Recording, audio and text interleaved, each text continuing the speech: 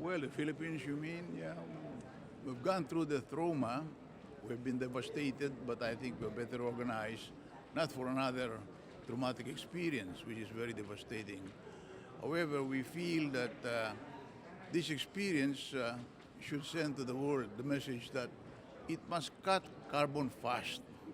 Otherwise, many countries like us, Vanuatu, Kiribati, or even Bangladesh, would continue to be devastated for the coming decades, and then there may be nothing left of us. Yeah.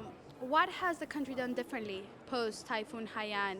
What kind of practices or changes has the government implemented in order to improve and increase the resiliency of the Philippines? Uh, what changes have we implemented? Of course, government has been reorganized so that in the grassroots we're stronger in responding. We have made all kinds of legislations to prepare communities, including the villages, for this kind of a disaster. And we are hoping that when the disasters come, the United Nations shall be ready with its green program of assistance so that we can jive our program with the program of the United Nations. However, it's always difficult to look at the invisible disasters and address them, like the trauma of children who have lost their parents, who have lost their homes. There are many people who have been emotionally dislocated, and that is something that we have not developed fully the capacity to manage.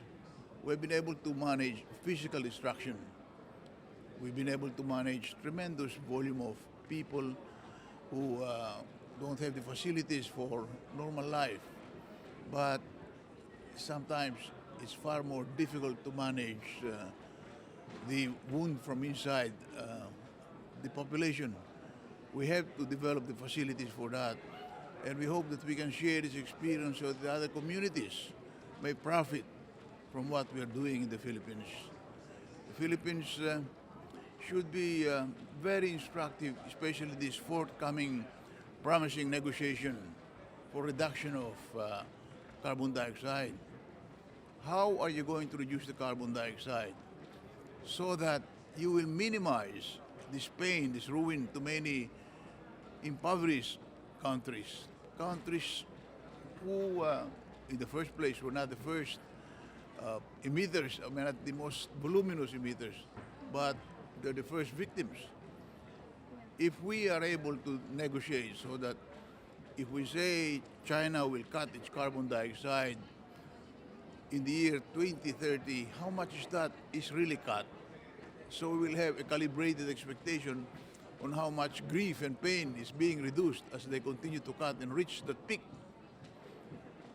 The index of suffering must be an information for those who cut carbon dioxide so that the index of damage may also be calculated. And in the decades to come, we know how much less pain, how much less damage or impoverishment may be reduced from the many victims, like the victims of many typhoons that yet to come, that will yet be coming. We have another typhoon coming to the Philippines this very moment, yeah. And following on that, one of the people who were very outspoken about the tragedy of Typhoon Haiyan last year in Warsaw was Yap Sano, the negotiator of the Philippines. And I have to ask, people are wondering, why is he not here? Do you have any comment on that? People are wondering, where's Yap? I have to ask because I have been asked by some people where is Yeb, but I'm sure that he'll come and participate in whatever capacity because we have a delegation here that has already been honed to answer the multiple complexity of the issues that will be raised. But one more, Filipino, will definitely be again.